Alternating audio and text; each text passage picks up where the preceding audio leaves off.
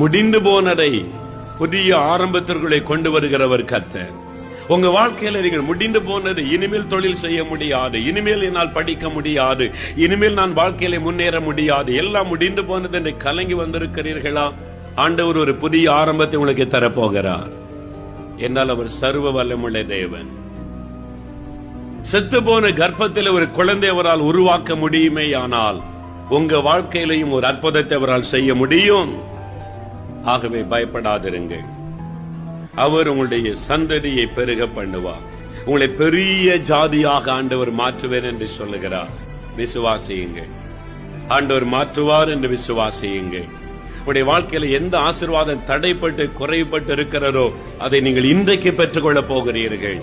என்றால் சர்வ வல்லமுள்ள தேவன் உங்களை பெரிய ஜாதியாக்க விரும்புகிறார்.